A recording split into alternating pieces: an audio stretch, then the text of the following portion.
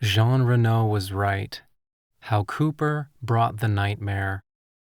Written by Caemeron Crain, narrated by Daniel Shuba.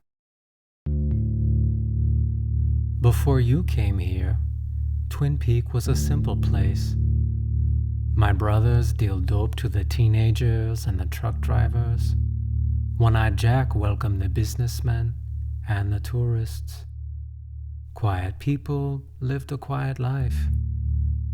Then, a pretty girl died, and you arrive, and everything change. Kidnapping. Death. Suddenly, the quiet people, they're quiet no more. Suddenly, the simple dream become the nightmare. So if you die, maybe you will be the last to die. Maybe you brought the nightmare with you, and maybe the nightmare will die with you. Jean Renault. Jean Renault was right. Dale Cooper brought the nightmare with him, not in a way as straightforward as Renault was likely thinking, but in a way that goes much deeper to the heart of what Twin Peaks is about. We all love Dale Cooper, or I presume we do, so this interpretation of the show may be hard to swallow. Yet, in light of the events of The Return, I think the case can be made that he is the one responsible for messing everything up, even more deeply than Bob. This is in part because of the hubris of the one you might want to call the good Dale, and through the machinations of the one I have always referred to as Mr. C. There is only one Dale Cooper. The temptation to think of the good Coop and his doppelganger as separate beings is a strong one, particularly as it becomes clear that Mr. C has done some terrible things. I contend, however, that this is incorrect, and that this is made evident in the text of the show itself. The clearest evidence for this I find in the interactions Cooper has with Jeffries in The Return. We first see Mr. C come for a visit, during which Jeffries says, "So you are Cooper." Later, when Dale visits with Gerard, Jeffries seems confused as to whether he's the same person. I suggest this is because, from the perspective of the Lodge, the two are the same. This is also evidenced by the phone call scene in Part 2. Whether it is Jeffries on the phone or not, it seems clear that Mr. C's interlocutor is connected to the Lodge in some way, and "I missed you in New York" feels like it is a reference to when Cooper came through the glass box. The way I view the Lodge is as a kind of fifth dimension.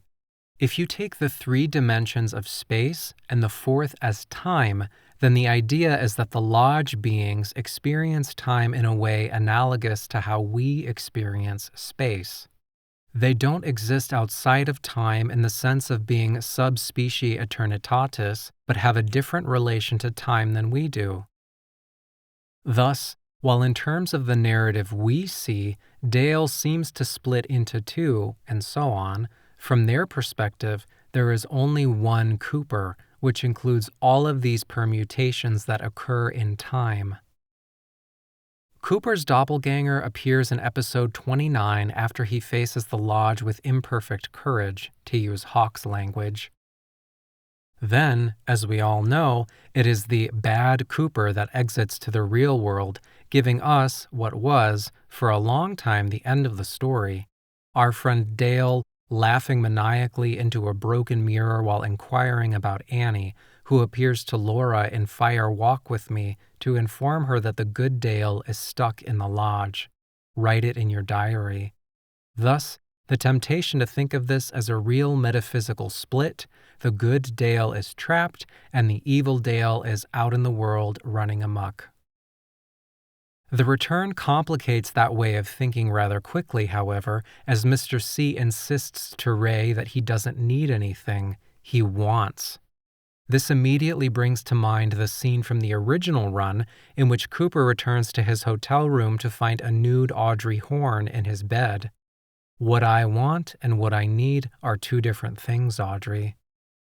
It is clear that Cooper here is using need in an ethical sense, as he continues to talk about being an agent of the FBI and so on. It is equally in this sense that he will use the word when he awakes from a coma in part 16 of The Return. I need you to make another one. He doesn't need Gerard to make another Dougie Tulpa in the sense of needing to eat food. He needs it ethically, as though he couldn't live with himself if he abandoned Sonny Jim and Janie E. completely. Thus, what we are being shown is not a metaphysical split between two beings, good Dale and evil Coop, but two aspects of Cooper himself that have been separated within the narrative. Mr. C represents the desires and drives that the good Dale would normally keep in check, to have sex with, rape, Audrey and Diane, and to find Judy, for example. Why does he want to do the latter? For that matter, why does Gordon Cole? If you pay attention to what he tells Albert and Tammy, he never says that the goal was to destroy this extreme negative force or anything like that. He merely says, find, and it is worth noting how both aspects of Cooper seem to have this goal in common. Or perhaps it was Mr. C who hatched this plan with Cole all along. Trying to find a time when what Gordon says happened could have occurred gets a bit wonky, after all. It might be tempting to think that Mr. C, driven by Bob, wants to find Judy for nefarious purposes, but I posit that his goal is exactly the same as the good Dale's, to find this extreme negative force and contain or stop it. Recall when, in the original run, Cooper admits that his actions went outside the guidelines of the FBI, but he was confident that they were right nonetheless. He acted on his desire to help Audrey even though doing so meant breaking the rules. Mr. C is but a radical version of that. What Cooper wants, divested of the constraints he feels he needs to abide by. Amassing wealth through a crime syndicate and so on was a means to the end of creating that glass box in New York that was meant to trap Judy. But of course, you can't do that. You can't contain this extreme negative force once it has been unleashed on the world. This is the parallel to the first nuclear bomb. There is no going back. A rift in space-time has been created through the division of the atom that opens the door to the fifth dimension. Perhaps there was a crack before, but now that energy flows through more freely. The nuclear age. Invisible waves on the electromagnetic spectrum set to the purpose of broadcasting music and television. The natural order of things perverted as it is made to bend to the human will. First canned, creamed, corn, and now Cheetos. Everything is processed, and we run our cars on the remains of creatures long dead. What could be a better representation of hubris than human beings thinking that we could set off some 2,000 nukes without metaphysical consequence? And in the same way, on a smaller scale, I contend that Dale Cooper is a representation of that same sort of hubris. And this is not just when it comes to Mr. C, but to the good Dale as well. Dale Cooper broke time and trapped Audrey between realities. As I argued in an edition of Black Lodge, White Lodge, the end of The Return sees Dale Cooper fracturing time itself. He broke time when he tried to go back to save Laura from dying, but created a paradox with regard to his own timeline. We were already given a clue about this from thesearchforthezone.com, where one could find Bill Hastings wondering what sort of event could have splintered time. If you need more of an argument, click through on that link I provided to the Black Lodge, White Lodge debate above and come back. I there elaborate a number of instances of temporal inconsistencies that I take as evidence for my position. What I want to add to that interpretation now is that Cooper has become a lodge being. Of course, if you think about it, he would have always seemed to have been one from Laura's perspective. They never met in real life, but he appeared to her in dreams, and then he shows up in the woods one night to take her by the hand. But beyond that, If we think about the fracturing of Dale's persona and take what we see of him in the lodge, particularly at the end of part 18, it seems that he is, in some sense, always in the lodge. This is what allows for the communication in his dream all the way back in episode 2, where Laura whispers in his ear and explains why we loop back to that same thing at the very end of the series. My contention being that Laura's words also remain the same. My father killed me. He gasps because she is now telling him that he has failed. Call it a white knight complex if you want, Tammy, but Dale Cooper is clearly caught up in a desire to save women, perhaps because he couldn't save Caroline or his mother. In episode 29, we see him willing to sacrifice his own soul to save Annie, only to have Bob intervene to tell him and Wyndham no dice. Don't worry, Annie is fine though. Take her word for it. But this was never really about the women. It's about his own desire to see himself as a savior. Thus, the infamous "How's Annie" of the end of season 2. It's not a genuine expression of concern, but a mocking of the way that the good Dale covered over his unconscious desire. This was never about Annie, but about himself. That's why he failed the test, because his willingness to sacrifice himself didn't stem from love, but from the fear that he wasn't as good of a man as he wanted to think himself to be, and also why it makes perfect sense for Annie to be absent from the return.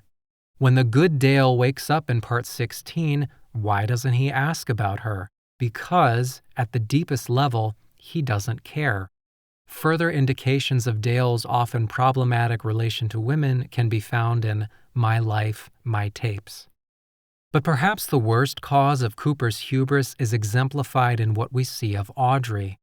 We learn that he raped her while she was in a coma, which led her to give birth to that demon spawn of a child, Richard. But that's not what I'm thinking of here. Rather, my read is that Cooper going back to save Laura disjointed Audrey from time. We see 3 repetitions of what amounts to the same scene of Audrey and Charlie talking about going to the roadhouse. She wants to go, she doesn't want to go. And then she both does and doesn't. Which'll it be, Charlie? Which one would you be? This is an existential crisis, and not just a moment of indecision. She doesn't ask Charlie what he would do, she asks him which he would be. Audrey's very existence has been thrown up in the air, because if Cooper had never come to town, she would have never gone to One-Eyed Jack's, and she certainly wouldn't have given birth to Richard. Her whole life would be different.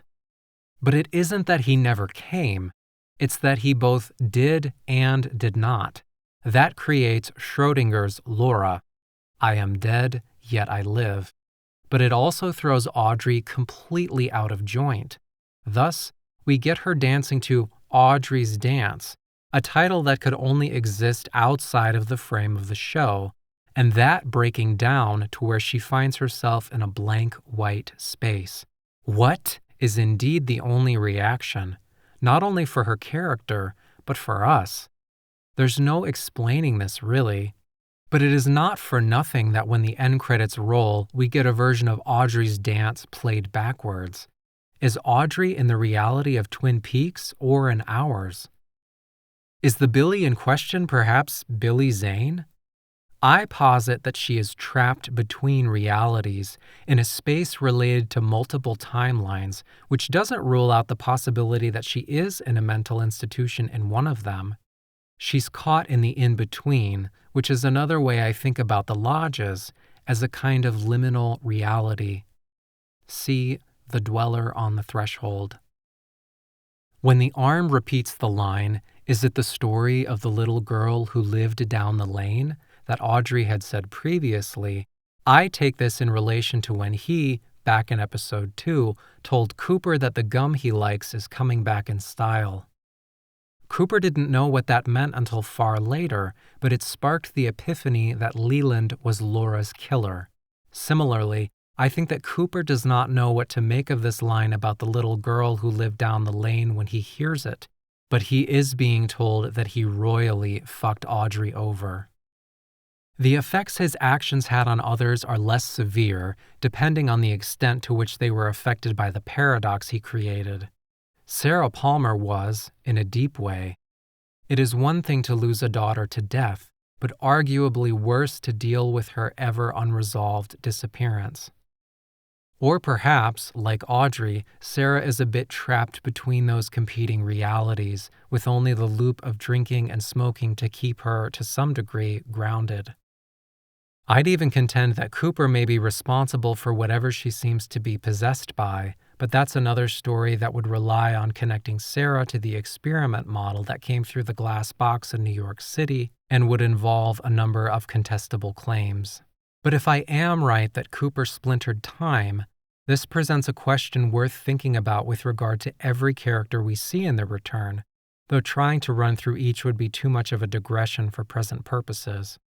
I will posit, however, that it is Cooper's actions, or what they represent, that has made Twin Peaks a place where a shot might ring out at the Double R and where the Roadhouse seems to be full of miscreants.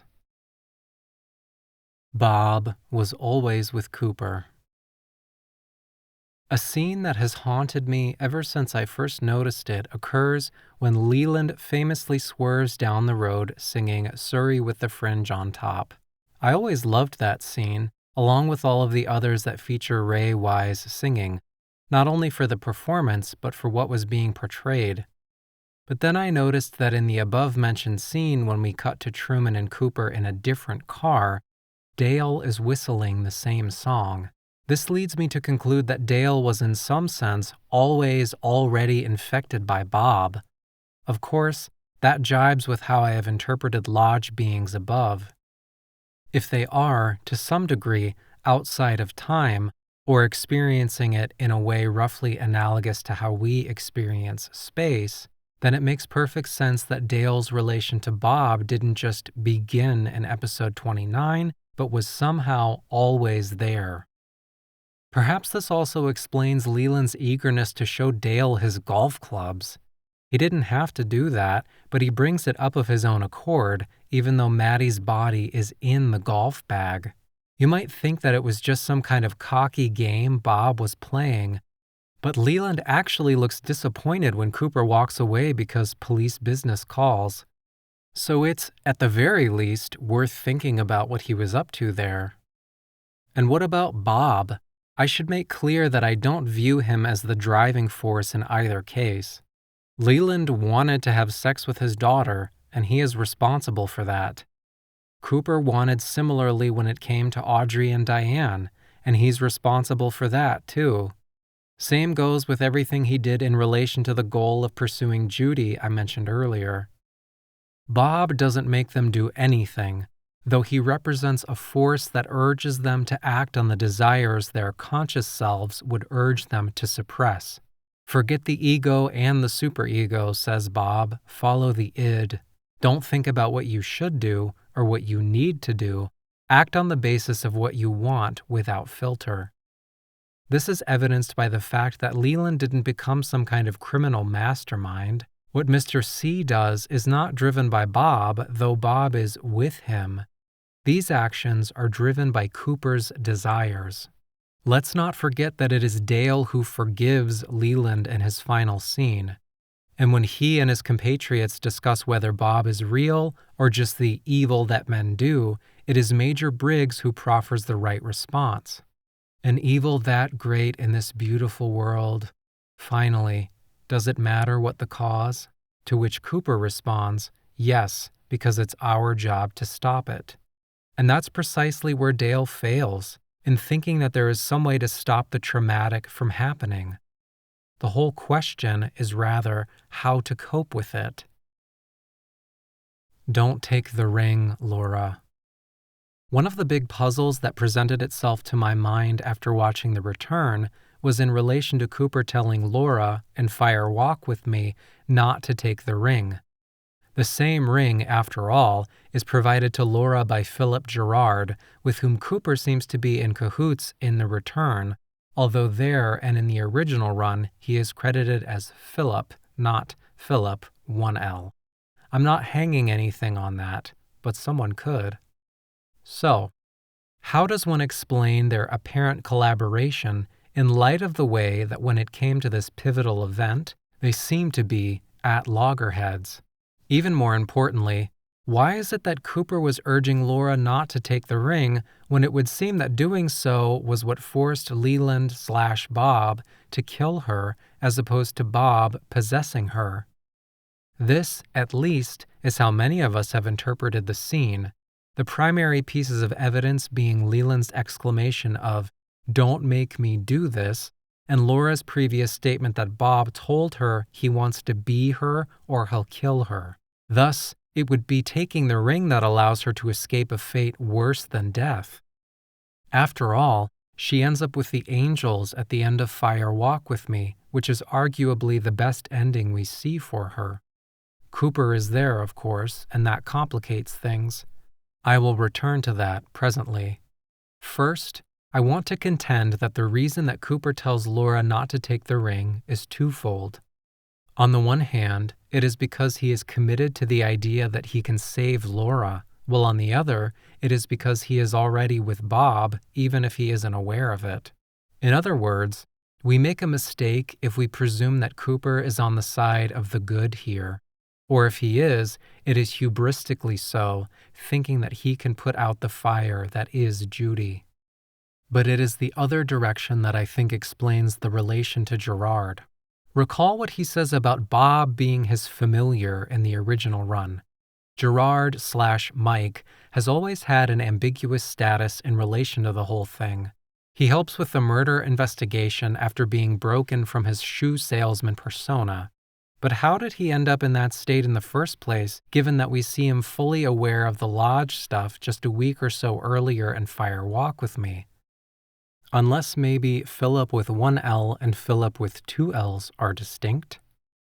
I'm not going to try to answer all of the questions that arise in this regard. I think the status of Gerard might be one of the most difficult Twin Peaks presents. But I do think it is relevant to the question at hand. Gerard throwing Laura the ring is a power play with regard to his relation with Bob. If the latter had been able to take over Laura, that would have been an expanding of his influence, whereas the result we see in Fire Walk with Me is Leland/Bob entering the lodge so that Mike, Gerard plus the arm, could get all of his Garmonbozia. Cooper's urging to not take the ring is, in contrast, a move on the side of Bob, whether he is aware of that or not. By the time we reach the return, Cooper has gained the upper hand on Gerard, perhaps through the gambit of a thought about fighting Bob. But that's not what Dale is really interested in. He's interested in killing two birds with one stone, saving Laura and stopping Judy. Gerard is not in control. Cooper is. And even if the ending of Fire Walk with Me is the best ending possible, we now see Cooper willing to sacrifice that in pursuit of something better. He's on to Judy now and thinks he can put the fire out. And he thinks that he can save Laura at the same time, but he is tragically wrong. It's Freddy's destiny. For much of the return, I thought we might be heading to a confrontation between the two Coops, but we didn't get that. Lucy shot Mr. C before the good Dale arrived, and then, further, it was Freddy with his gardening glove that fought Bob. One might be tempted to think that the upshot of that was that Bob was defeated, but I'm not so sure. The orb splinters. I think this is not some moment of defeating evil, but of it being fractured and spreading. Think of all of the scenes in the Roadhouse and the influence of Sparkle. Or that scene where a shot rings out at the Double R. What kind of world is this? And to find that it was a child who found a gun in the back seat doesn't ameliorate that sentiment, but makes it worse. The scene shows this, as Bobby tries to get a handle on things. What is happening? The young girl serves as a symbol for how the world has ceased to make sense. Good/evil is too simple a binary. Even if she calls to mind The Exorcist, it would seem absurd to suggest this is a matter of the devil's influence. There is no longer some one thing for us to focus on as the source of the world's problems. It's just everything all over the place. Freddy doesn't defeat Bob, but splits him into all of these shards of evil. And this is, again, a result of Cooper's hubris, which makes his whole relation to Bob ambiguous. It is true that Freddy tells James that the fireman led him to the glove, but we never see this. It could just as well have been Cooper or Gerard acting at his behest. Or maybe it was the fireman. It's not as though his motives are exactly clear. Regardless, the question is what Cooper is after here. Perhaps he wants to defeat Bob and expel his doppelganger, which represents the darker part of his soul, but he can't. As soon as Mr. C dies, he has to reckon with all that this aspect of himself has done. Thus, his face appears on the screen, superimposed. The reintegration of Dale Cooper has begun. The hubris of the good Dale and the desire of Mr. C align. They are one and the same, or two sides of the same coin, even if they seem to be in contrast to one another. But the point isn't to cast Dale Cooper as a villain. The point is that he is a tragic figure. What we see in Part 18 is a reunified Cooper. He has brought the aspect of himself that was split off into the doppelganger back on board and is coming to terms with that. Thus, he doesn't seem like the Cooper we used to know as much as a new version. The way he presents in Judy's diner, for example, clearly reminds one of Mr. C as he takes on the truck drivers, I'm presuming they were truck drivers, and drops their guns into boiling oil, relatively unworried as to whether this might make them go off. He's unfazed by the corpse in Carrie Page's living room, focused on his mission. He needs to take Laura Palmer back to Twin Peaks, but now we see the darker aspect of that need. Cooper feels that he must right the wrong, but he can't do that. Everything has changed. Laura is Carrie, he is Richard, and the Palmer house is not inhabited by Sarah, but Alice Tremond, played by real-life resident Mary Reber. Dale has crossed over to our world, where evil is more mundane than in the world of Twin Peaks, and thus also more insidious. Is Bob real or just the evil that men do? I have always found the force of that question to lie in the extent to which we all want to believe the former.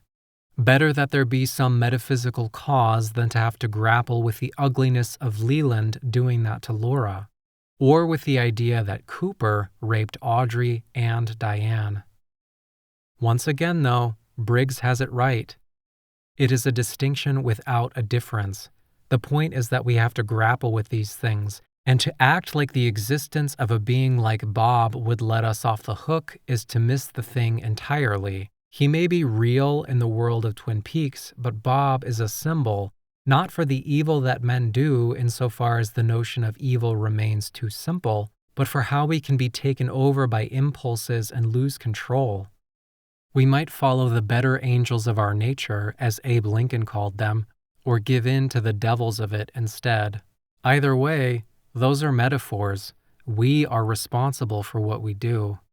There's no excusing Leland's actions, but if we return to that powerful scene wherein Cooper holds him as he gives up the ghost, we might notice that this is not what happens.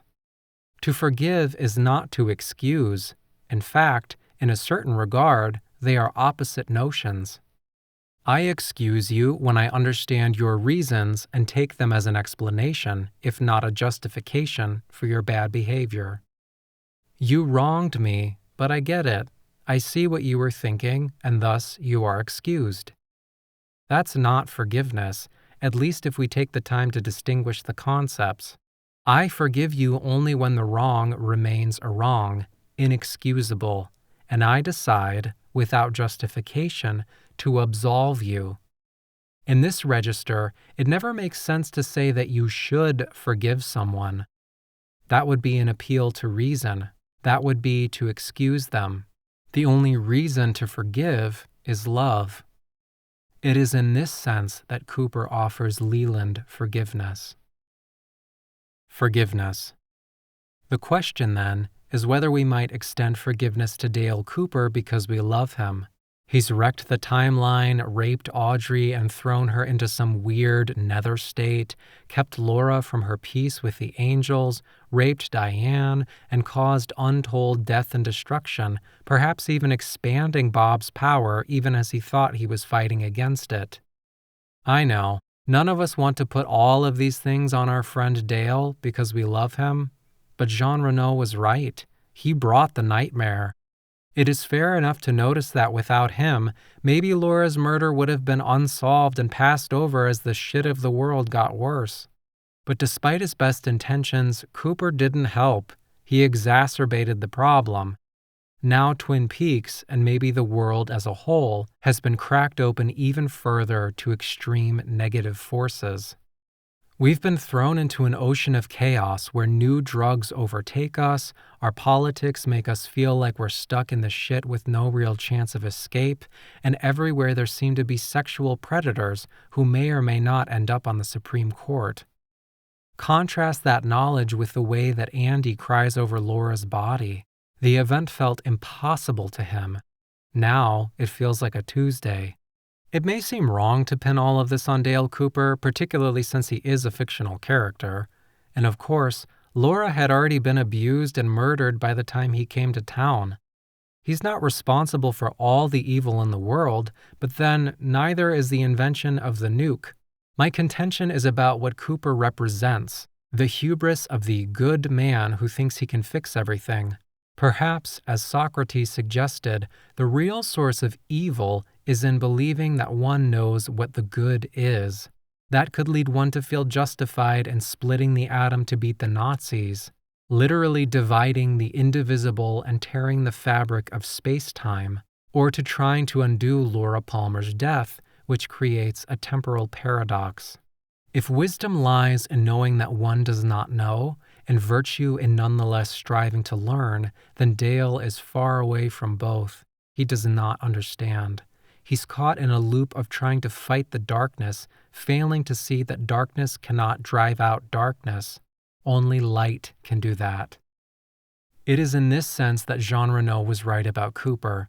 His attempt to stop evil, or Bob, or Judy, call it what you will, led him to deprive Laura of her peace with the angels and to splinter time in a way analogous to the Trinity explosion.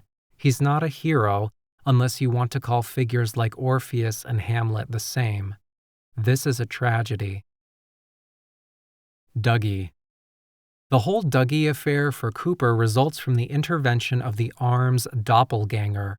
Frankly, it is weird that the Arm has a doppelganger, so I'm not going to make any strong claim about that at present. Regardless, what we get after the exclamation of non-existence is Cooper trapped within himself, with Dougie representing neither his conscious will nor his unfettered desires. This is Cooper purely in the now. I am very sympathetic to the view that this Dougie Cooper represents the lesson, to embody this kind of now consciousness. What we get here is Cooper's joie de vivre, along with his intuition divorced from concerns about the past or future. Let's not forget that he was always Mr. Jackpots. Divorced from his unconscious desires and his conscious will, Dougie Cooper leads a sort of charmed life. Take that as the lesson, if you will. Don't dwell on the past or worry about the future, and just be. But in terms of what I have been arguing here, all of the Dougies present a certain kind of problem. The splits in Cooper do not neatly align with any conceptual scheme I am familiar with, be it Freudian, Jungian, Lacanian, Buddhist, Deleuzian, or whatever else, but rather might call to mind whatever way of thinking you are most familiar with, even as there doesn't feel to be a tight fit. That is, one could interpret Twin Peaks through the lens of any of these approaches, but hardly argue that any one is the only right way to think about things. In this piece, I have focused on the good Dale and Mr. C as representing aspects of Cooper's soul.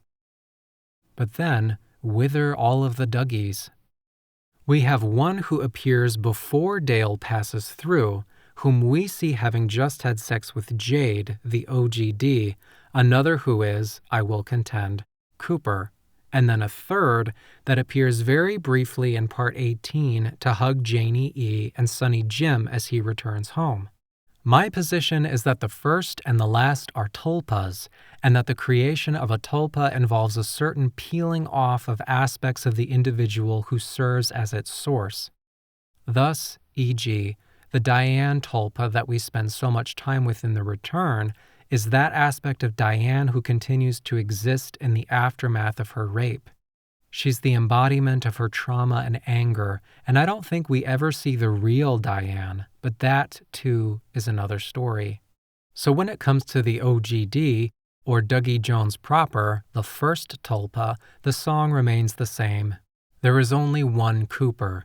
Dougie is just the lascivious aspect of Cooper cut off from Mr. C's desire, which has become a desire without satisfaction, desire in its pure state, insofar as one stops wanting when one gets what one wants. Chantal may be all wet, but we don't see him consummate anything. On the other hand, we meet the OGD during an encounter with a sex worker and learn that he had both gambling and drinking problems. Such things get in the way of desire. It pushes without end, and these are traps. It would thus make sense for Mr. C to excise this aspect of himself into another, if only to keep himself from being distracted. Did Mr. C make that tulpa, or did good old Dale? I'm arguing that this is a bad question because they are one and the same. It may have been Mr. C creating Dougie for the purpose of tricking Dale into taking his place instead of Mr. C back into the lodge and maybe performing other tasks. Or it might have been Dale giving himself a lifeline to the world. But either way, the OGD represents an aspect of Cooper, perhaps the same part of him that would like to enjoy many pieces of pie. But what of the Dougie we spend the most time with, whom I am calling Dougie Cooper? Well, I think that this is just Dale, who has, for whatever reason, been trapped within himself. Blame the arm's doppelganger. It's the conscious will, or reason, of Dale that has been locked away. He's left with nothing but his intuition, and that works out amazingly well for him. Again, one could argue that this is the message of the show. Don't overthink or overanalyze. That separates the body from the mind, but follow that intuitive part of yourself, the thing that makes Cooper Mr. Jackpots or throws rocks at bottles. Perhaps we are trapped from both sides, where what we think consciously and what we want unconsciously catch us up in a double bind. Perhaps the goal is just to be. But then what of the last Dougie, the one that Cooper tells Gerard he needs and who comes home to Janie E. and Sonny Jim? I think he may be that joie de vivre all over again, given the way that Richards seems to lack the same. Perhaps Cooper has given up that very aspect of himself I have just suggested it might be our goal to embody, in pursuit of that aim I previously ascribed to hubris. If so, that would make his figure all the more tragic. Cooper has given up his own chance at happiness, to be in love with a beautiful woman he had genuine affection for, in order to continue in pursuit of his goal of killing two birds with one stone. And let's not forget that the real idiom is that one cannot do that. Instead, the nightmare has spread, covering the great flat surface that is the postmodern world. Everything exists next to everything else, on the internet, for example. History is over. One can hardly believe in progress anymore. Twin Peaks no longer seems to be a special place in relation to the rest of the world, but simply a part of it. A place where bad things happen just like anywhere else, and Laura Palmer has been forgotten, if not erased. It's no longer a simple place where quiet people live a quiet life. And it is meaningfully Cooper who did this. He broke the dream, first by exposing harsh realities, arguably a good thing, but then by trying to erase the trauma instead of grappling with it. This puts time itself in the space of trauma, out of joint, and always open to those very forces he set out to fight. The trauma is an event that cuts time into a before and an after. Is it future or is it past? And thus exists outside of the normal chronological order of things. This is where Cooper and Laura live now. And what year is this? And what other response is there but to scream?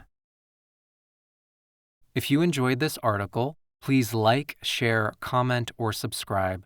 If you'd like to check out more of our work, or if you'd like to support us directly, please see the video description below. As always, thank you for supporting TV Obsessive.